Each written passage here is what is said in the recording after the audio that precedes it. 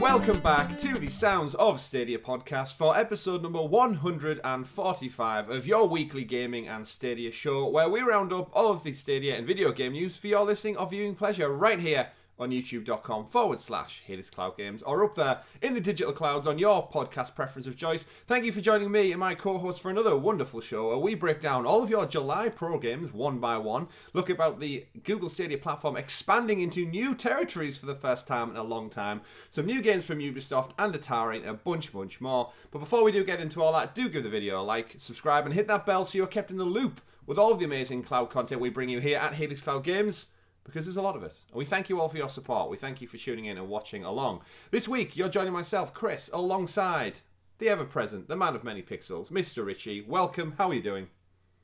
Hola a todos. See what you did? Getting prepped for all of our influx of Spanish Stadia players from Mexico coming in. Looking forward to it. Try and learn one Spanish phrase a week. One a week? No, I'm not going to do that. I will Don't not commit to that. We've seen how bad we are when we try and say Merry Christmas in several different languages come the Christmas time of the year. So we won't push our luck, but yes, we'll get into all that. Very juicy. Richie, what have you been playing this week? You did some Wreckfest with Rob? Yes, Rob jumped in for his first ever Helix Cloud Games stream, Wreckfest, which was awesome to play with the community. Other than that, I still haven't sunk my teeth into a single game since I rolled credits on Arceus yet. Oh, you're still in that? You know, when I'm just bouncing around. I've been playing a bit of FIFA. I've actually been playing a bit of Pokemon Omega Ruby. Okay. Because but just in patches. So I'm waiting for a game. I'm waiting for a time when I just go, okay, I'm going to go in this game, and then it just sink its teeth into me. Waiting for it to get you. I don't know what that game will be, but I mean, I've got a list of games I could play. It's you know, when you go, I don't feel like this right now. Yeah, it's that commitment problem. We all have that commitment problem when you've got a vast backlog of library games. If anyone in the chat has just started to open up a nice little gem of a game, drop your comments below. Let Richie know what you've played at the moment and see if there's anything that could maybe entice him into playing something. I'm kind of in a similar position, actually. I've been quite busy with work recently, so I've not quite had that luxury of several nights a week to sit down and really invest. I'm still playing a bit of Jurassic World Evolution over on the PlayStation. I have checked out one of the Pro games, which we'll talk about in just a moment, but not too much. I've been distracted with other adult things, unfortunately, which is how sometimes these things go.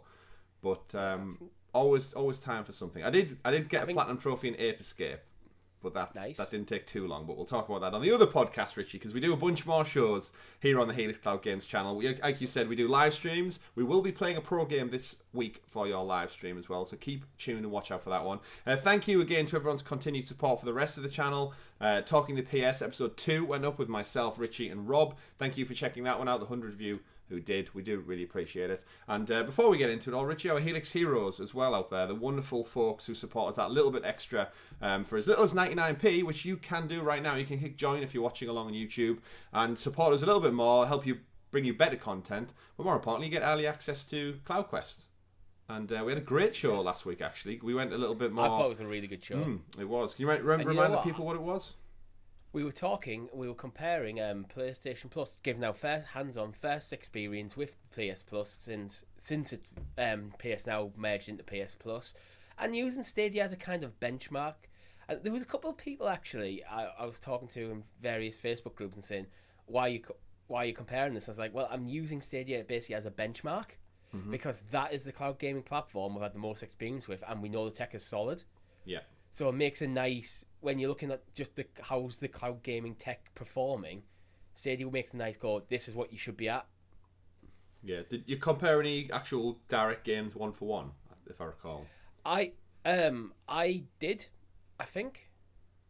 I can't recall. I'm sure I did. Look, I'm sure there was one game. Watch the go. Let's both, you and me, both go now and watch the episode back. But I know we both jumped into things like Ghost of Tsushima, where we've both got significant experience on PS4 and PS5, so we could see how well that ran. It was Wreckfest actually. We did jump into Wreckfest. It was, but we had some particular issues. Yeah, that which ironically is that why we picked Wreckfest for the Stadia stream this week? Perhaps subconsciously. It might be. As I needed to pick something. It's like, oh yeah, Wreckfest. We haven't played that in a while. Yeah. And I had some recent frustration on a different cloud platform with it. But go check out the episode. We've got another great week actually ahead for CloudQuest as well. Again, members, you get it. It's live right now. If you join the channel, you can access it on YouTube right now. Richie, we're going to actually go away and talk about Tencent entering the cloud gaming market. There's a couple of stories dropped this week about them partnering with Nvidia, of course, of GeForce Now fame and all the other things. And we're going to go discuss what the hell they're really up to, because it's a massive company, Tencent, and them getting into this cloud gaming market, which we know so well, shaking things up a bit. We knew cloud has always been in its infancy, but I think there's even bigger players who aren't even in the market yet, and I think Tencent is one of the bigger outliers who, maybe alongside Apple, are probably primed, in my opinion, to maybe jump into it at some point. But we'll talk about it. It's interesting because you get, Tencent have got the fingers in a lot of different pies. They're not traditionally a platform holder, and that seems to be the way things are going. But it's a great opportunity. Let's talk about that in CloudQuest. Yeah, in episode 74. Available now if you're a member. If not, just hang on till Friday. Now with more clouds. More clouds. Even more. But, Richie, we've got a great show. As we said, lots of juicy Stadia news, pro games, country expansion, and much, much more. But before we get into all that, you need to give us the rundown with the super sexy special Stadia story segment, aka the news. Loads of news. Cannot wait. Thankfully, at the turn of every month, we get to sit here and list off a bunch of pro games. And this month, folks, Stadia did not disappoint. We have 6 pro titles to get things started with. Kicking things off, video game number 1 for the week, Richie. We suspected this was coming soon. We got an announcement a couple of weeks back. It's been confirmed. It's coming pro. It's actually available to claim now, of course. Five Nights at Freddy's Security Breach, which is the latest installment of the family-friendly horror game, loved by millions, scared millions as well, I'm sure, all over the globe. Plays Gregory, a young boy trapped overnight in Freddy Fazbear's mega pizzaplex. With the help of Freddy Fazbear himself, Gregory must survive the near unstoppable hunt of reimagined Five Nights at Freddy's characters, as well as new and horrific threats. So for those not familiar with Five Nights at Freddy's, it is one of those very basic horror first-person games that kind of took the world by storm a few years back, especially with like Twitch streamers and such. You were, I think the original one, you were just in a control room, taking control of cameras and automatic doors as basically these broken animatronic, you're talking like Disneyland style giant bears and characters slowly encroach on you, and that's kind of evolved the franchise, skyrocketed it to a point where I think everyone knows what it is now. And now you've got a bit more autonomy in this one. You're able to actually walk around first person style and interact a bit more. Well, one of the things I think this game exploded is because a lot of fan theorists started digging into the lore of the first few games, but then the developer caught wind of that and started kind of expanding the lore, but just putting like little weird details into games for fans to just grab onto and theorize. So it just really exploded in that way. So I think it's a pretty cool way of actually marketing your game, like as a developer, going, you know what, I'm going to lean into the fan theories in a really hard way. Yeah, I mean, the premise is quite simple. It's essentially, if anyone knows from movies or lives in the States, it's based on like the Chuck E. Cheese kind of like, what would the equivalent be in the UK, like a wacky warehouse? I don't think we used to have. I don't think there really is, because we don't really have like animatronic stuff. Really, do we? I don't think I've ever been to like a kids' play centre where there's animatronics dancing on stage or anything. However, you did used to work somewhere where one of your colleagues would put on a giant suit of a mouse or something. So you say colleagues? I did this quite a few times. We've all had crap jobs. Richie is Freddy Fazbear, folks. I worked in a kids' play centre as a fry cook for a year in my youth. Now, we had a wacky warehouse, and we also had a Charlie Chalks. For those in the UK, throwback if you remember that, everyone. Was there someone who dressed up as Charlie Chalk? I can't remember if I'm sure that was like the stuff of nightmares. So I don't have any strong recollection of either of them. I know they were there. I know I went loads of times. I don't really have a vivid memory though. It's scary. It's like Teletubbies levels of like scary stuff. But we're going to check that out actually this week on our Thursday or Friday night. We'll lock the date in, but keep it tuned to our socials and you'll find out soon. But yeah, we love a good horror game. Here on the Helix Cloud Games channel, we had a thrilling time with Resident Evil. This is a different type of horror. A lot of jump scares I'm expecting. So we'll see, but that is one of your first pro games for the month of July. So go claim them if you haven't done so already. And it's nice to see a bit more horror coming to the platform as well. A nice bit of variety. Not only in the middle of summer. In the middle of summer. Not only in this particular month, but just in general. And more importantly, another new game coming to the platform. We've kind of bemoaned a little bit the last couple of months about the lack of titles. And that Stadia is actually tracking behind year on year its release schedule. And because they don't talk to us that much with what's coming, it's hard to get that kind of garnered excitement. But within the pro games and the 1st of July this month, we've actually got kind of a couple drop brand new to the platform and free on pro. So if you were thinking about picking them up, you don't have to pay for them now if you've got a pro sub. Moving on, we covered it last week, Richie. A bunch of Atari titles were leaked through a community blog URL post that you could see it in the URL, the description. And that's been confirmed. And one of those titles was, in fact, Centipede Recharged, part of the Atari 50th Anniversary Recharge Collection. Centipede, for those who don't know, either you didn't exist when the game first came out, or you've just not been aware of the Recharge Collection. The original bug-blasting arcade game is back. Centipede Recharged has been reimagined for modern gameplay with vibrant visual design for modern screens and a 16:9 field of play. Dozens of new power-ups can give you an edge by introducing abilities like screen clearing, explosions, railguns, and even slowing down time. Every mode and every level is playable in local co-op with a friend. So, Centipede, I'm seeing really good things about this in the community more so as it's one of those kind of high score arcade things. So not much to the game, but it creates healthy competition out there with you people.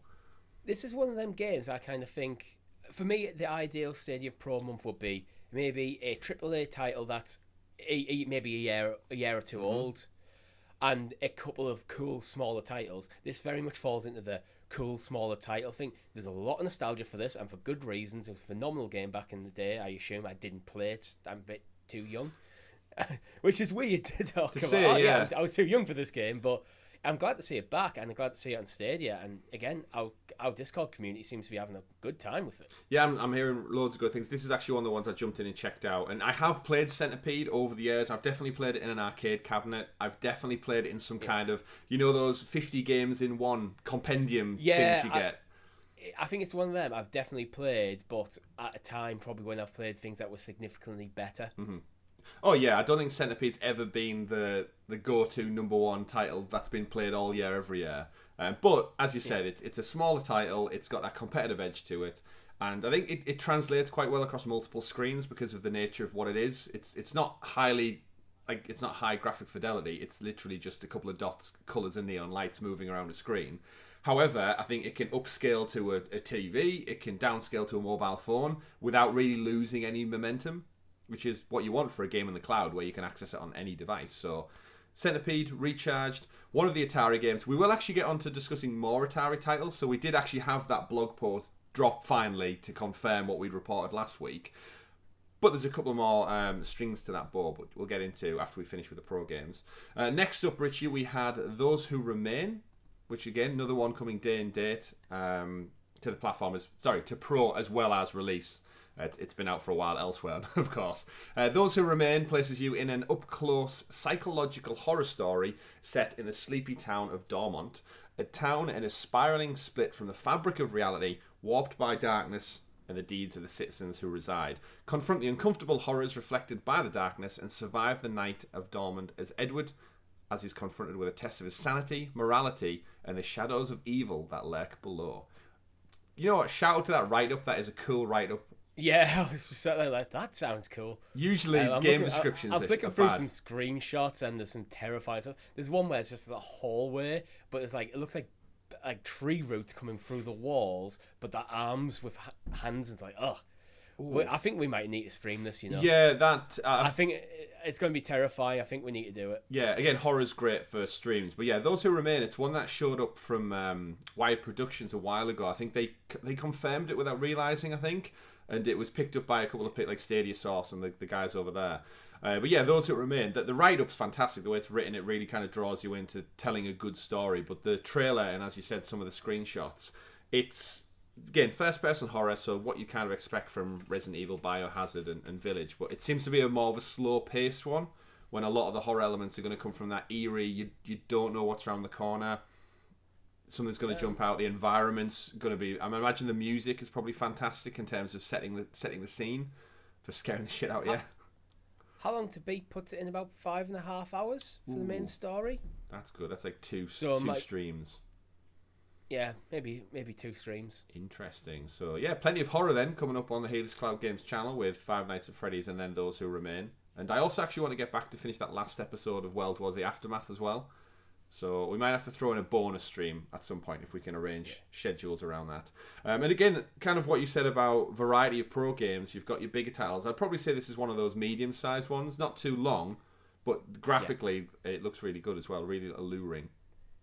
It's that cool title where if we go back to my analogy of like one big game and maybe 2 or 3 smaller games, as your big game's going to be like, oh, this is what the main game I'm going to play over next month, but I'm going to dabble in these other ones. It's very much, oh, this is cool and interesting, I'll dabble in this a bit. Exactly. And that brings us on to the next game, one of them that I will definitely dabble in. It's probably worth a stream as well, which is what I love about Pro. You got so much variety to pick from. I'm going down the list and going, yep, streaming that. And that's... Which is, I'm glad, as a content creator, thank you, Sadie, for doing this. And as a Pro subscriber, 6 titles is an awesome get. Again, they've never been... I was going to say greedy, but greedy's not part of that. They've never really been short with pro games. Like, remember when we only got 2 or 3, and then it slowly escalated to around Christmas when we got 7 or 8 one year. And you know what? Credit where credit's due. They've been really good with like giving us a good chunk of games every month. Like, we haven't had a month, realistically, where we've got 2 or 3. Like, albeit PlayStation Plus has got Crash Bandicoot 4 this month. But then every 2 month smaller always titles. Varied in terms of what the title is. So there's a good assumption that there'll be something in the pro titles list that you'll enjoy. Yeah, definitely. I will still say it prevents me from buying lots of smaller games because you and me, as we know, for 145 weeks now, we have been conditioned to just anything that sits below the £20 mark. If you fancy it, just hang fire, and it will inevitably be on pro within 2 or 3 months, probably. Or a sale. Or a sale, that's worthy. Yeah, you're right with that one. But that's not the end of the pro games, because as I said, there's another game that I'd like to dabble in, and that is Worms WMD. The Worms are back in their most destructive game yet, with a gorgeous hand-drawn 2D look, brand new weapons, the introduction of crafting, vehicles, and buildings, plus the return of some much-loved classic weapons and gameplay. Worms WMD is the best Worms ever experience. Now, you've definitely played Worms before, Richie. Oh, Worms Armageddon. That was the pinnacle. That was the pinnacle of gaming right there. Incoming! So good. Give me a concrete donkey. Now, I used to play this with my brother all the time, and when you could make the teams, I always used to find it funny how the teams would be based on like celebrities. You'd have the Beatles were in there, like famous 80s action movie stars and everything, and we used to make our own. The Beatles have a Scouse accent as well. Oh yeah, so we used to take like anything that we loved and put them in. So we used to do like the Lord of the Rings guys had their own teams. You'd have like Gimli, Aragorn and stuff, and just like little things. But the game, if anyone's never played a Worms game before, it's very, very straightforward. You get 2 teams, or probably some more than 2 teams actually in the newer versions. Actually, not all of them had multiple teams, right? You could have like 4 teams at once. You all get scattered along a 2D map, and you have a collection, an assortment of weapons, and you just basically take turns to try and kill each other. But it's Worms, and there's things like granny grenades, and sheep that explode, and parachutes, and calling airstrikes, and it's so fun. Right, I want people in the comments below to confess if they're the guy who just digs into the ground, puts loads of girders, and just hides. Is there anything worse than being killed with either the drill from the top, so like someone drills a hole and doesn't intend to kill you, but they kill you anyway, or the slap, when you just slap them off into the wall? Yeah, prod. Yeah, that was the one. Prod. Prod is the worst because it's kind of like it's kind of the original when someone who's really good at Call of Duty will just do an entire map but only uses knife. Yeah, like it's the equivalent. The prod is the original. Oh, yeah. I'm just gonna prod you over the edge. I don't even need to pull out the baseball bat. Prod. It's a good one. Yeah. So it's such a simple premise, but there's so much fun to be had. Yeah, so do I. Now I'm talking about it, I'm like thinking, Let us know in the comments what do you want us to stream first? Because we're going for a list of games that we're going to stream here, so it's so funny. You can pick.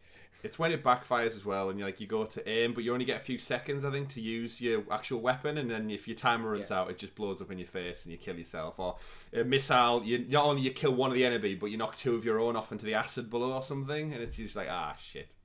But yeah, Worms WMD available now to claim. Again, brand new to the platform. And it's free to claim as pro, so another win right there. Same as the next game, your 5th pro game of July, ladies and gentlemen, is Roguebook, which is one that I never heard of before. It was kind of leaked, or not leaked, it was announced by the developers last week, and then it went pro immediately. Embrace the challenge of a roguelike deck builder with unique mechanics from the developers of, I want to say, Fire? Don't know. And Richard Garfield, creator of Magic the Gathering. Build a team of 2 heroes, unleash powerful combos, and defeat the legends of the Roguebook. So, very different type of game than what we're used to seeing. I'll probably throw it over to you, Richie. Have you played any card games, Magic the Gathering, anything like that?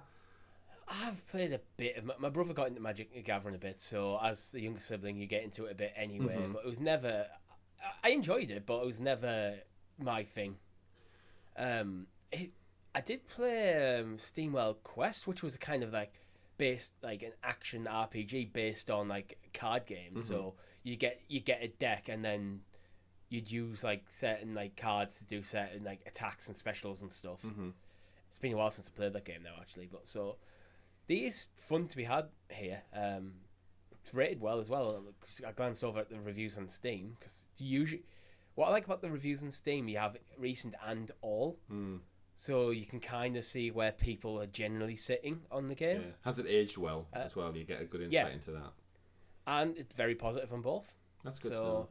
Yeah, I mean, visually it looks beautiful. The art style's like what you'd expect out of a very game vibrant. Like yeah, very colourful. And I think it's something to do with the pacing of the card games by nature. It's not something that I find as much enjoyment in because of the slow pace, make your decisions and such. Which it's kind of ironic because I love the city builder games. I like turn-based stuff, so... Yeah, you're a big Final Fantasy guy as well, though, aren't you? Like, my only JRPG kind of thing I've always said is kind of Pokemon, which is like kind of baby's first RPG. JRPG, it's not really that in-depth. But, I don't know, when it comes to playing video games, I just want something more frantic and engaging, I guess, to a degree. Yeah. But you know what? The weird thing is, I would probably play it and enjoy it, but as an adult gamer, I have to, as you know, I have to just be very selective over what I'm playing. And looking at this list of pro games, Roguebook, unfortunately, falls down to the bottom of my selection with this one. It's not quite at the bottom of my selection, but it is second for me. Yeah, scratch that. There is another one we're yet to get to. So Roguebook, also available now. This must be a new developer as well, without thinking too much into it. I don't think these have ported the game to Stadia yet, from what I've seen. It's Nacom, who's the publisher. So they've published quite a few things in Stadia. The developer is Abracam Entertainment SA. Okay. So never heard of them. It is only Feria and Roguebook that they seem to have. I'm looking at the Steam store again. Steam store is really useful for information for this sort of stuff. Surprisingly, it is. Moving on then, Richie, our final pro game for the month of July. Your 6th pro title is none other than Fast and the Furious Spy Racers Rise of SH1FT3R, also known as Shifter, also known as the worst video game title in the last few years. It's finally arrived. I'm glad I didn't buy this one, Richie. I do recall when the game launched, there was a few frame issues it has, not due to latency, but to the actual game itself. I watched Lloyd from StadiaCast play it over there, on Nerdnest, I should say, as well. Play it, and I know he had a few issues with it on multiple devices. But if you are a Fast and the Furious fan, get ready, because get your spy gear ready and ride to victory in Fast and Furious Spy Racer Rise of Shifter. Your moment has come to join Tony Toretto, not quite Vin Diesel, I'm guessing his brother Tony, as a spy racer in a racing tournament across the world, from LA to the Sahara Desert and beyond. Take on the role of spy racer and battle the resurging criminal racing organisation Shifter. Now, it's just a kart race. I'm definitely going to check it out because I'm not. I'm sure there's a fun game in there, but I don't like Fast and Furious. The title's straight out of the early 2000s, so it's about 20 years out of date. There's just nothing about what you've just said about this game that makes me inclined to play it. I mean, if people enjoy it, great. It's just not for me. Well, you're gonna be forced. In fact, honestly, I'm gonna be honest here. I think the Fast and Furious title to the title makes it even less likely to play it because I really don't like. So if Fast it was and just Furious. called Spy Racers: Rise of Shifter, spelled correctly, I still think it's a stupid. I think it's still a stupid title, but it would be the title would be better actually because there's less elements to it. But it is what it is. Yeah, I don't know. I will say again, this is one of the family-oriented titles that we get from Outright Games. So it's definitely aimed at a younger audience, but also an audience that likes racing. I know it's like a racer game, but again, we'll get caught up on that one. Yeah, Fast and the Furious. I haven't watched the last Fast and the Furious movie actually. I didn't go to the cinema. I've slowly but surely kind of fell off of them. Like I used to love them as growing up and wanting to drive and like trying to dress like they did in the show. I think I bought like a plain white T-shirt for like a full summer because that's what Brian wore on Too Fast, Too Furious or something. I think I enjoyed 1 and 2 as a teenager, but then I'm not a car guy, so like. You're not. Oh, Mike, I've got a very nice car. Like, good on you. Good on you. But with Fast and the Furious, it does say from LA to the Sahara Desert is your take on racing tournaments across the world, Richie. So hopefully one of the countries that they visit as they're travelling around this beautiful planet that we live on is to Mexico, because our next story of the week, Google Stadia, for the first time in a long time, is doing expansion to a new territory, a new country, folks. It's happening. It's here. Welcome. Bienvenidos to our Mexican gamers out there who are hopefully going to join us soon. They haven't given a date when it's going to go live, but I'm reading from the community blog, one of 3 blogs we got this week actually. As revealed moments ago within the Google for Mexico livestream event, later this year we'll be expanding support for Stadia to include Mexico, making it our 23rd officially supported country. Players with a supported connection will be able to try gaming for the first time or dive into their favourite titles on the compatible devices they already own. That includes a library of more than 250 games, 70 click-to-play trials, and more exciting titles launching this year on the Stadia store. We'll keep you updated with more information about our planned rollout for Mexico later this year. So it looks as though by the end of 2022, we'll have some Mexican gamers join us. You know what? There's not really much more you can say about this apart from this is fantastic for everyone who uses Stadia. It's another country. I know I've seen a lot of people on Twitter ask about the 2 places that seem to be mainly get asked about is Stadia coming in Mexico and Brazil. Yeah, I see. So India quite Brazil. A lot as well. India. We're progressing towards Brazil, but Mexico is one of them big countries. Lots of gamers hungry to get their hands on the latest and greatest. No, hungry Stadia can provide. Yes. Stadia can provide that, and the more people buying games in Stadia means the more likely Google are going to spend money bringing games over. So it's a win-win-win-win-win-win-win for everyone. All the wins, indeed. Yeah, all the wins. It kind of came out of nowhere. I feel like we had rumblings of it a few months back, and then, as per usual, nothing seemed to happen or come out of it. It does bode the question with cloud gaming, because within the same article of the community blog, it actually also highlights the Samsung 2022 Smart TV Gaming Hub initiative that we actually covered on last week's show as well, saying it was really good to see Samsung promoting Stadia, GeForce Now, Xbox Cloud Gaming as well. And the more devices that have these platforms on them, the more marketing there is. So I do wonder if their strategic partners are also expanding into, like if this Samsung TV is available in Mexico, by proxy, they must go to Google and go, does it work over there? And there has to be business conversations that say no, but part of our contract agreement. Like, I'm interested to see what finally pushed this ball over the line when it came to actually getting the rollout. It might have just been Google's infrastructure, making sure they've got the service set up in the country, get Stadia service specifically set up in the country. It might just been it took a long time to get there. Mm-hmm. My thing with the Samsung Gaming Hub, though, is that I think TV developers in general need to do a better job of supporting older models, because the Gaming Hub's only available from the 22 model onwards. So if you bought a TV last year, there's absolutely nothing wrong with it, but you won't be able to get the Gaming Hub for, at least at the moment, and it just feels like an arbitrary decision.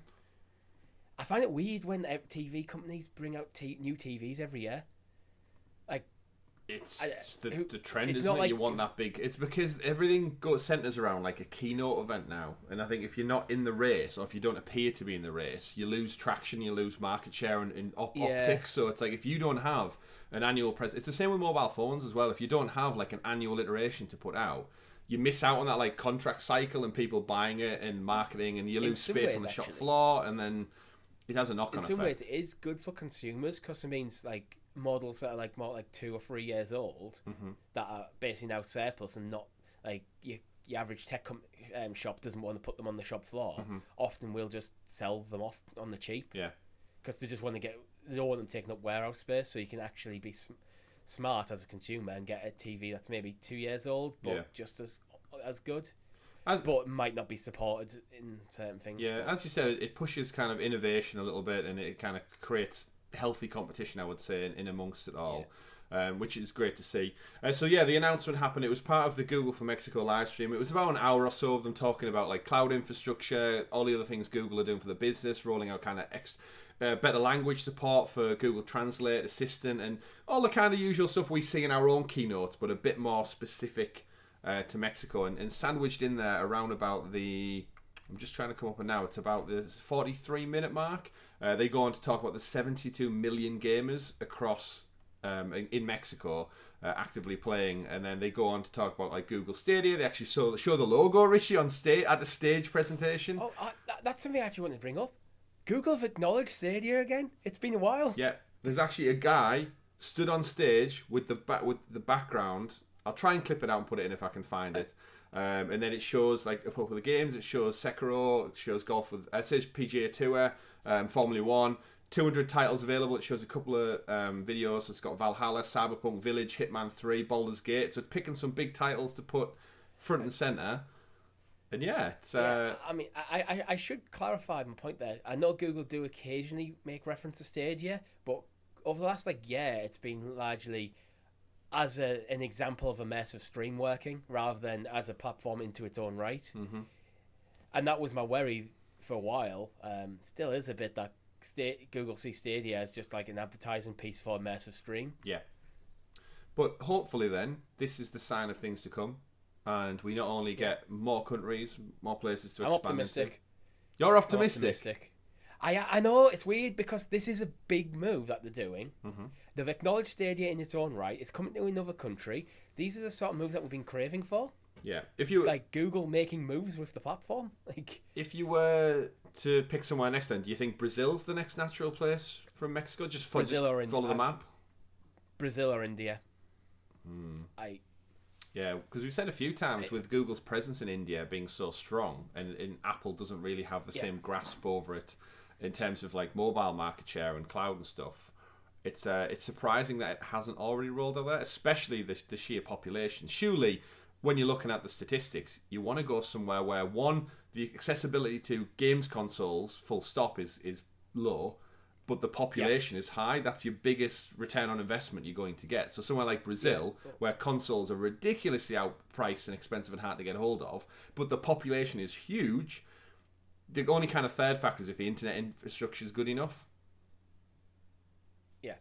But again, I think internet infrastructure, sometimes it might be lagging. It might lag behind a bit, but the more services like Stadia come, the more demand there is for better infrastructure, the more pressure that's put onto ISPs to up the game. Yeah, certainly. I think so. I've had this view of cloud gaming since like 2.5 years ago now, where I know people say, like, especially in America with data caps. I think data cap things like Google Stadia, GeForce Now, Xbox Cloud Gaming, and PlayStation getting involved.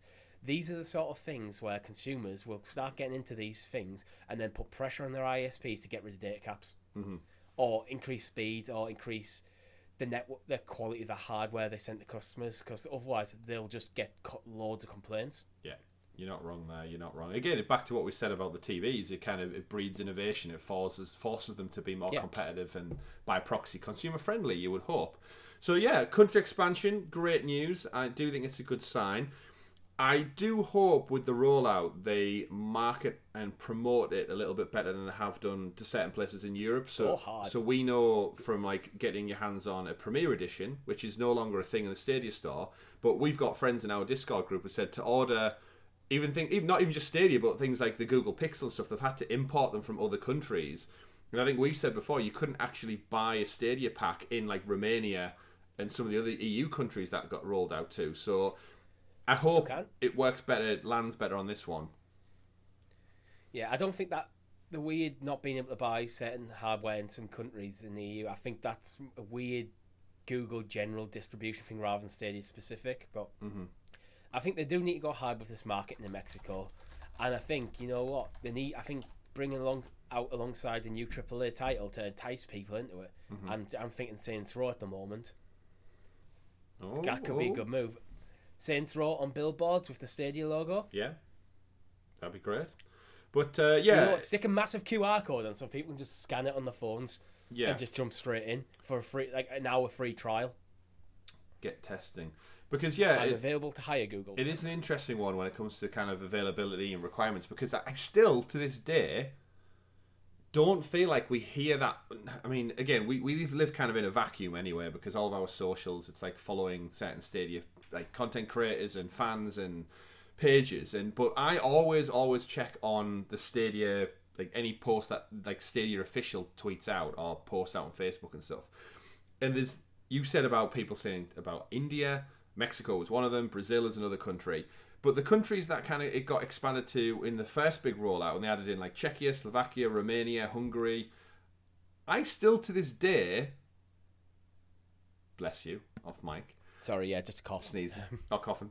I don't feel like we see any gamers from those people. Like, I know people play them without going on social media. I get that. There's gamers out there who don't check it like we do. But considering we've been doing this podcast for 145 weeks, and there's other content creators who do way, way more, does anyone genuinely know anyone who plays in Czechia, Slovakia, Romania, Hungary? Because I've not seen one person in a tweet, a Facebook post. Well, I've not even seen anything in the analytics for any of our shows. Like, that's a good point. Nothing, because we can see.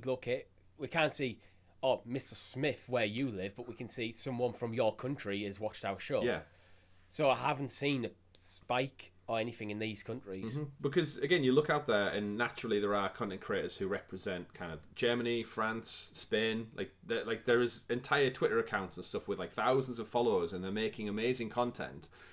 And I just feel like these countries had a rollout, like Switzerland, Sweden. Like I know there's a couple of you, but just is it rolling out, or is it talked about as much? Because I don't know. I'm just really curious. Like when we see it roll out to Mexico, are we going to see a massive influx of new people, new gamers, new content creators? Or how's the rollout going to go? So it's got me very curious about how it's handled. Because like I said, if you can't buy a controller in your respective country, you have to import it, then you're currently left with just using the tech you've already got, which I know is Stadia's goal. But I don't know about you and me, but the first thing I want to do is I wanted my new shiny controller. I wanted to test it out on a Chromecast on a TV. Yeah. And that's what I did. That's what I'm sure many of our viewers and listeners did. I'm just really curious to just know where they are. So let us know if you are from one of those countries mentioned, or if you're from Mexico. Welcome. Happy gaming, Richie. Welcome, everybody. Welcome. But you know what? If it doesn't happen now, they might have 50 years to get it sorted, because celebrating Atari's 50th anniversary, the next star of the week, we had some more games announced off the back of Atari, and they also confirmed that they're going to be bringing more of them to Google Stadia, thanks to another blog post this week, weirdly enough. I feel like we've been spoilt this week, Richie. We have weeks of silence, it feels, and then it's like a bus or a coach. They all come along at once. Starting off then, we'll go with one of the newer titles they announced was Combinera.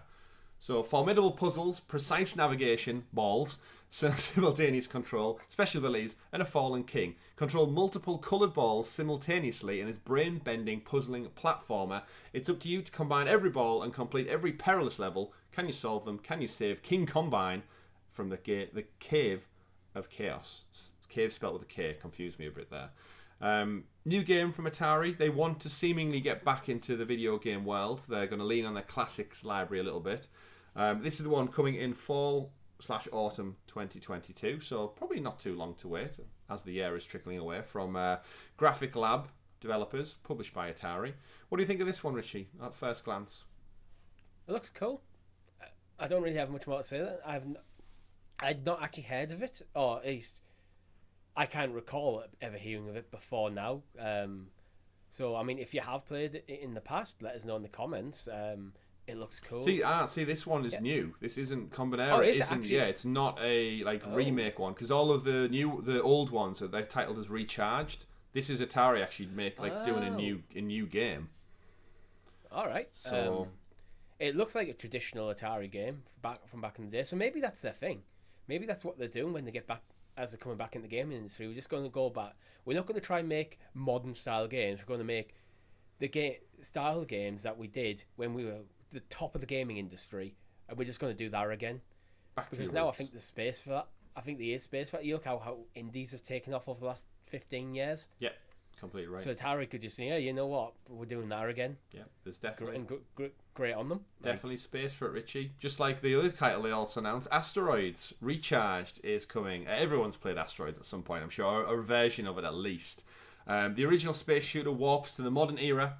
Asteroids Recharged has been reimagined for modern gameplay with vibrant visuals and powerful new abilities. An entirely new collection of power-ups, including spread shots, railguns, reflector shields, and more, will help stave off splintering asteroids and aggressive UFOs. Co-op play lets you play with a friend and ramps up the intensity as players do their best to coordinate and survive. Asteroids is one of those fun arcade ones that I enjoy playing. You never play it for very long, but it's fun. Can I just point out the art style in these games as well? I think it's fantastic. It's kind of got that old arcade early late 70s, early 80s line art with a nice neon kick to it, and actually quite beautiful backgrounds as well. Yeah. It does look like exactly how I would want a modern version of Asteroids to look. Yeah, I completely agree. It's got it really draws you in. Kind of like all movie posters for the last 10 years have gone back and made the same the group shots and stuff of all the heroes and characters like the old Star Wars posters used to have. But yeah, it's very familiar looking. It does look like it could have been on an arcade cabinet back in the day. I wonder if this is what the guys back who were making the arcade cabinets would have loved it to be, but technical limitations. Yeah. And often these games were in black and white. Yeah. So all of the technical limitations is it was basically a couple of squares and shapes and a triangle. Yeah. Bear in mind, it looks like the original, of course, looked like a paper plane, just folded up. Again, I like the fact they've kept the triangle. Yeah. They could have redesigned the ship, but nope, it's a triangle. This is Asteroids, you're playing as a triangle. Mm-hmm. I wouldn't be surprised if there's different modes or skins or something to unlock as you go through it. Possibly, yeah. But this one, another title coming in fall/autumn 2022. Looking forward to that. We did report on it last week, but this was another confirmed one. Black Widow Recharged as well, so this is another one coming summer 2022. The original cult classic Arachnid starring twin stick shooter returns just in time for Halloween. Black Widow Recharged has been reimagined with modern gameplay, vibrant visuals and powerful new abilities. That seems to be a trend. Collect cash from downed enemies to charge a powerful web blast. Pick up one of the dozen new power-ups, including explosive blasts, spread shots, and fear, trapping enemies into your web. Every mode and every level is playable in local co-op with a friend. So, again, a lot of these games are very similar. You can almost imagine back in the day when they rolled them out, it was like, can we just take the asteroid triangle, make it into a spider, repeat. Take that, repeat. Because, like you said, in arcades, it was just more about aesthetics than it was gameplay. I now wonder how many of these games have I actually played, because I feel like I've played most of them, but I wonder if I've just played crappy knockoffs of them all, like the 9,999 games in one sort of collection. You wouldn't be surprised, yeah. Like, how do you get around copyright when your feature protagonist is a triangle? I don't think there was any real copyright protection back then. Well, a lot, yeah. Games. Well, I mean, realistically, it was such an emerging industry. Is like, I mean, realistically, yeah, all the arcade cabinets, they were kind of took and modded themselves, weren't they, by people who knew what they were doing. That's how a lot of video game developers started off back in the day. They made money whilst in college because they would take the motherboard chip out, tweak it, create new levels, and go from there. There's a great Netflix series. This feels like Atari just acknowledging, you know what, we are Atari, this is what we do, let's just do it the best we can. Keep doing it. I'm all for it. And also coming to Stadia, so another one to watch out for on the pipeline. In time for Halloween, so it does give us some kind of scope for when. So I'd say October at the latest. Sorry, Might be one a month. Well, I did see some people on social media saying, would all these be coming, but are they staggering them so we can get them as pro games? So it's like, every month there's one. It's like, you know what? As long as it's mixed in with the other great selection we usually get, I'm cool with that.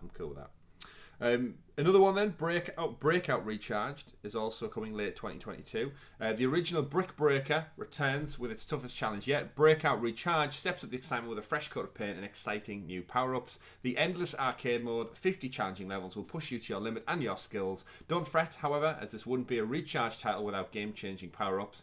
Railguns, homing missiles, and explosives to join the traditional multi-ball style gameplay. You'll need every tool in your arsenal and razor-sharp reflexes to climb the global leaderboards. Breakout Recharged, coming late 2022. So it seems like we're getting... we've got one pro game this month, then we've got summer, autumn. There's 5 more months, 5 more lots of pro games to come, and there's 5 games. Yeah. Great stuff. So, nice little arcades, recharge, refresh ones coming across the rest of the year. That'll add to your list of 100 titles coming to Stadia this year. And moving on to the next story of the week, Richie, what I'm hoping for is some more titles from our good friends Ubisoft, because we've said on a few shows now that they're kind of been a bit quiet of recent, and that's surely about to change with the rumoured Skull and Bones been dated for November, supposedly November 8th, if I recall. But this week, they've actually announced that they will be appearing at Gamescom. So not a Ubisoft Forward, they're actually going to be at Gamescom, which is August 24th to the 28th across a few days in Germany. And we said before, Sony pulled out last week. We discussed it on Talking the PS. And it looks like Ubisoft are kind of going to fill that gap of representing. And it looks like they might just go all in. This could be a great move from Ubisoft. Like, instead of jumping in at Summer Games Fest last month, wasn't it last month or the month before? Yeah, last month. Instead of jumping in at Summer Games Fest, let's the other people just have that. We'll come to Gamescom. Everyone else now showing their hand, and we don't have anything else to show, so we won't do it. Now Ubisoft have got the stage to themselves almost. It seems so to be. They've got, in terms of press coverage, it's a Ubisoft show. Yeah. And again, the reason that's great for Stadia is because mostly the titles do come across. We probably due an update on Avatar Frontiers of Pandora. Part of me genuinely thinks we'll probably hear about something to do with Far Cry, because remember, they usually put out a Far Cry numbered entry and then we get a spin-off reskin. Again, apologies viewers, I haven't done the math, but I'm very curious to know how short after Far Cry 5 New Dawn came out, how far Primal came out after 4, because in my mind I don't think it was that much more than 1 year, so we're probably due. I'm worried that the reconfiguring of Far Cry will be going forward to be more of an online game full of all the stuff Ubisoft are very keen to put in, full of more microtransactions, NFTs, all that sort of stuff. This persistent online, it's games as a service. That's the word I was looking for. I'd be worried that they're trying to reconfigure Far Cry into that, and that might be why they went quiet. Yeah, possibly. But I hope I'm wrong. Please be wrong. But I'm pretty sure Division Heartlands was supposed to be out this summer, and we've heard nothing on that since the announcement. We've not heard anything on XDefiant in a long time, even though the game looks Beyond Good terrible. and Evil 2, we haven't heard of anything for that in a while, and I really think they need to. Yeah, it's almost like they're ready to burst, Ubisoft, with actual announcements. They've surprisingly kept it quiet. We've had an update on Prince of Persia recently where basically we got told it's not coming anytime soon. Yeah, that's gone. That's off the table. And obviously, the big one I think will be Skull and Bones. I think that will be the tentpole thing that they're pushing this time. Yeah, that's a shoe-in. Of course, they did tell us to come back in September for an update on the Assassin's Creed franchise. So August may seem a little bit early for Assassin's Creed, but it wouldn't be surprised if we got a tease maybe at Gamescom. Well, if they're gonna talk about Assassin's Creed in September, Gamescom is literally the end of August, so maybe they're just gonna do a forward focused around Assassin's Creed, and they just wanted to go, you know what? Rather than trying to hammer everything into Gamescom, we'll just Assassin's Creed is big enough to carry it forward on its own. That's true. And maybe maybe there's more details about Valhalla. like DLC, probably even like Infinity. I think it will be Infinity. Yeah, they did mention that it'll be the last tale for Eivor within Valhalla. So there's that one. Obviously, they teased Splinter Cell last year. I think that game is a good few years out yet, so I wouldn't expect anything from that yet. We've got the Rabbids Mario title, Sparks of Hope, I want to say, but that's a Switch exclusive, so that's not what we know what the Rabbids are up to. We haven't had anything. That could be at Gamescom. Yeah, that could be reasonably at Gamescom. We haven't had anything from Rayman in a good 10 years. It feels like Rayman Legends was, I think, the last one, so he's due another title. And then, of course, they've got their indie games, and I'd love to think, Richie, they're working on something new. Like give me a second Child of Light. Give me a sequel to that. Not Tom Clancy. But while we are on the same train of thought when talking about Ubisoft, we did have a new Ubisoft game launch on Stadia this very week. Speaking of those pesky Rabbids, Richie, Party of Legends has launched on Google Stadia. You can pick it up now for about $34.99. We covered it a few weeks back when it was, I think it was ESRB rated actually. This game's been out in China for quite some time, so it's almost been repackaged and put out there. Embark on the legendary journey with the Rabbids in this hilarious party game. Join them in an incredible quest filled with hilarious moments and colourful characters. Gather up with friends and family and enjoy a multitude of ridiculously fun mini-games in the most epic Rabbids party yet. Multiplayer mayhem, 4 players locally, team up and face across 50 fun mini-games, custom playlists of your favourite games. Anyone can get in the action with intuitive controls and discover a legendary story filled with colourful characters across 4 chapters. It seems to tell a story of ancient China to some degree, which is why I think it was released in China beforehand. Yeah. And then brought across, but it strikes me as like Mario Party, Crash Bash, like those type of like compendium games. Cake Bash, yeah, just loads of little daft mini games with Rabbids, whether you love them or you hate them. It's available now on Stadia. I think probably when Skull and Bones comes out, maybe we need to both jump into Ubisoft Plus. And then we'll have a month of Ubisoft streams, and this could be one of them. Yeah, I would definitely play this with the community, but I am paying £35 for. Yeah, that's the thing. I don't want to buy this game, but I'm thinking if when Skull and Bones comes out, that's a stream in there. We've got Rabbids. We could jump into some other stuff. Riders Republic. There's 3 weeks straight off the bat. Certainly is. Moving on though, one story or one game in particular doesn't look like we're playing, Richie, is Super Bomberman R2. Which got an official announcement this past week. Unfortunately, no Stadia in sight, which is a bit of a shame, considering that we had Super Bomberman R. Was Super Bomberman R Stadia exclusive initially? I can't remember. Yes. I thought so. Because, we played it. We played a great bit of fun to be had. I wonder if that soured things a bit, because while that game was really fun, there's a lot of people playing at launch, I think it died a death.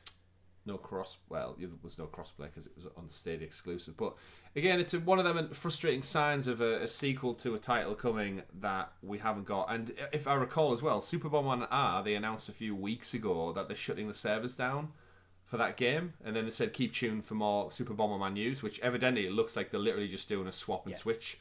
Get rid of the old one and popping a new one Makes sense. With new modes. It's like they said there's like castle mode in it where you fight to defend a castle at the same time. It's almost like a battle royale with 64 players. The Bomberman brothers are back, but yeah, PS5, PS4, Series X, One, Steam, no Switch, funny enough, but coming in 2023, new content, new characters. I always, in my mind, Bomberman is a Nintendo title. Yeah, I thought the same. I think we actually had that when Bomberman. No, they use Switch. Oh, I'm just looking. Sorry, yeah, you're right. It's on there. It's in. Yeah. It's not in black. It's red. Yeah, that's the graphic design for it. Yeah, there it is at the end, folks. Watching along on YouTube, it should jump out because it's not in black like all the rest of the logos, but it didn't. It looks like you know what? Your mind's probably just assumed that's a Konami logo or something. You just move straight. Yeah, I think I just thought it was like some kind of seal of quality or like some ESRB like age rating or something because it's so small on there. But yeah, it is coming to Nintendo Switch. I take it back. Yeah. Moving on to just a few wrap-up stories for the week. Some nice little ones here, Richie. Human Fall Flat. Teasing over on Twitter. All they've done now is put a little picture of one of their little Play-Doh men. The Pillsbury Doughboy, the home bake guy. Take your own little Play-Doh man of choice. It's a silhouette of that guy. It says, launch date coming soon with some alert emojis. And the reason I mentioned it is obviously much loved on Google Stadia, but when we did an episode of SideQuest back in the day covering the top games on Stadia, we both got a shock of how popular Human Fall Flat is. It was kind of, what was it, like the 12th best-selling game of all time? It was top 10. That's crazy. I still don't believe that. We did see that was like a massive spike to like roll out across China and stuff as well. And I think Twitch streamers picked up on it. But Human Fall Flat, they've not done anything for a while. They've done a couple of bits of DLC and such, but interested to see what the team over there are doing and at No Break Games to make it, I guess, something new. Any theories? What would you want to see, Richie, from a Human Fall Flat sequel or expansion? I think it's a sequel. It's the game's been out. Although, I'm going to go with expansion because they've got such a large install base. A sequel might not do as well. I think a sequel's more risky when you could actually effectively, we're just going to bring out a sequel, but instead of bringing out a Human Fall Flat 2, we're just going to launch it as DLC for Human Fall Flat. Like a season pass. Yeah. We're just going to bring it into the game. Just why, if you got such a huge install base, like I don't think it's going to a game that's going to need like a massive engine overhaul or anything like that. Mm-hmm. So just put your plans for the sequel into the original game as just as an expansion, as a season pass, as DLC, however you want to do it. So I think interesting stuff. Yeah, we had a good bit of fun with Human Fall Flat. It's a fun game. It is a fun game. Very simple. It's simple to play, difficult to master. Frustrating. Yes, the fun is in the frustration. So yeah, I thought keep an eye out for that one. Very interesting stuff. And then a couple of last little minute ones. Stadia, reading from Stadia Dosage, they've added some more game trials. They've added 35 additional game trials onto the ones that they already had, which brings the total up to 75 free game trials, Richie. Now available on Stadia. I think they're aiming for the entire library. Yeah, I think, again, once it's running on the platform, it's just a case of putting a time limitation on it, right? Yeah, and it's not locked behind. It's not locked behind. You don't even need an account to jump in. You need nothing. You can just go click. I'm in. Yeah. This is where they need to be a bit more savvy with, like, I think with marketing. Like, I keep going back to QR codes because I think a QR code on a billboard is something that people can just, as they're out in the business, just scan it and then I'm in.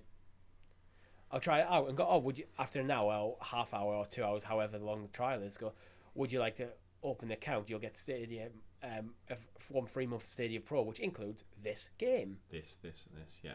And you go, yeah, I'll do that. I'm enjoying this game. I get to continue playing it for nothing. All I need is a Gmail account. I have one of them because I exist now. So everyone who doesn't have a Gmail account. And then you're getting people into the ecosystem, and that's one of the biggest problems. They need to find ways to get people into the ecosystem. Yeah. We always go on about AAAs. AAAs are the best way, I think, to get people in the ecosystem. Show people what's coming and show that you are getting the best and shiniest, newest games. Mm-hmm. But there is other ways, and I think they just need to exploit every avenue they can. Yeah, completely. The more the better, more the merrier, as they say. More free games, more opportunities, more audiences that they might potentially pull in. They do need to figure out a way to get it to work on Chromecast and stuff, because I don't think the free game trials work outside of desktop at the moment. Really? I saw someone on Twitter saying, because it doesn't work on Chromecast, because there's no way of really getting to the trial part. I'm not going to test Chromecast now, but I will check. I'm quickly check on my phone. I think it does work on phone. Now I've said it out loud. It might just be Chromecast. I saw someone tweet. I need to pick a game. You pick a game while I'll keep talking about the list of free game trials. The new ones added 14 games additional to the list. Adam Wolf, Ari and the Secret of the Seasons, Blue Fire, City Legends, The Curse of the Crimson Shadow, Chris Tales, Jotun Valhalla Edition, Lost Words Beyond the Page, My Little Pony, and Maritime Bay Adventure, which actually has just arrived last week. Murder by Numbers, Outriders, World Slayer, which is just Outriders still, Rock of Ages 3, Make and Break, terrible game, Spiritfarer Farewell Edition, Sundered Eldridge Edition, and Tohu as well. So a lot of the little indie title lists that are probably a year or so old. So there's no trial button there for me on Chris Tales. So I might have been right. Oh well. Yeah. So that little things like that, like if you want to do a free trial, if it's limited to one particular version of Stadia, then it's limiting. You've got 71 games, 75 games, in fact, you want people to try, and their most popular device they probably own, you can't do it on. It goes back to Stadia. You need to be uniform with the experience across all the ways you can interact with it. Whether it's phone piece through a Chrome browser or through a Chromecast, you should be able to do everything you can on each of them. Yeah, you certainly should be. And that, Richie, brings us to our last story of the week, which is a nice little positive one to it. I mean, the news this week's been positive overall. It's been fantastic. I know, I've enjoyed it. Pro games. It's nice to have good positive news coming out of Stadia for a change. It is. And you know what? We may have completed an episode without any real speculation. Well, let's speculate on something right now then. No, I can't be bothered. Anyway, final one is a review from PCWorld.com, and it's a random review, don't know where this came from, of Google Stadia. So this is a tech company. The only thing I can think of is it's been on their dock to cover, and like other things just keep getting in the way that are more timely, and they've got an empty week. Well, just push the Stadia story. Got to keep going with it. But yes, reading from the article, and I'll keep it brief on it, but essentially they broke it down into the expert rating from PC World, editor's choice as well, is a 4.5 star review for Google Stadia out of 5. The pros: ease of access to the whole platform, 4K display support that genuinely works, some fair deep game discounts for Stadia Pro members. The cons: the free games library with Stadia Pro is somewhat lackluster, and the game library as a whole is a bit behind the mainstream. Our verdict in total: Google Stadia offers a wide array of titles to choose from, and its easy-to-use interface makes it for an enjoyable cloud gaming experience. Overall, this is one of the best cloud gaming platforms available, especially if you opt for the Pro subscription. Obviously, feel free to read the whole article. It's available on PCWorld.com now, where it breaks it down into like each part: interface, game library, ease of use, performance, all that kind of stuff. And we know quite well from everything we've done on this show is that, yeah, Stadia works. You just kind of need a fresh set of eyes, and I think it's quite refreshing reading this one and having someone who's, I don't know whether they're not a gamer or who knows. It's nice to read an article that's generally positive and not from someone who seems to have a vendetta against Google and is not like us, who've got probably about 2.5 years of becoming a bit jaded with Stadia of, oh, cool title coming, oh, it's not coming. So I'm guessing that author hasn't had that same, because we cover it every single week. Mm-hmm. So we're constantly getting gone, oh, will Elden Ring come? No, it didn't. Yeah. Will this game come? No, it didn't. And that's probably the main source of my pessimism at times, where if I hadn't touched Stadia and came in as completely fresh, I'd probably rate it exactly the same as this. Yeah, it's interesting. It's like you read through the article, there's some little bits about quirks that you notice. When you launch your game in full screen mode in your desktop, it locks your cursor to that monitor if you've got multiple displays. That's just something you and me put up with on a weekly basis when you're doing a live stream, because you can't. It's a mild annoyance. I do wish they would fix it. PlayStation, you don't have that thing. It is nice when you got multiple monitors to just be able to click around, especially if you're streaming. Yeah. And he goes on to say about things like a bit of freeze up and no message to tell you what's happening exactly, but I think that's just the nature of what it is. But overall, tested it on different, decent internet speeds as well, different variations. And yeah, overall, positive line. It can provide the cloud gaming console experience without the need of buying expensive hardware. It can look even better with a Pro subscription. You still have to buy most of your games, but if you're coming as your primary gaming console, that's not a bad way to go about it. So, good story, Richie. Happy reading. No speculation in sight. But that, folks, brings us to an end for episode number 145 of your weekly Stadia and Video Game Show, where we round up everything for your listening and viewing pleasure right here on youtube.com/Helix Cloud Games. We've got a busy week ahead of us. We're about to go away and record CloudQuest, Richie, episode 74. Can you remind the people what we're talking about on this week's show? Oh, we're going to speculate heavy on CloudQuest about Tencent. Tencent, that's right.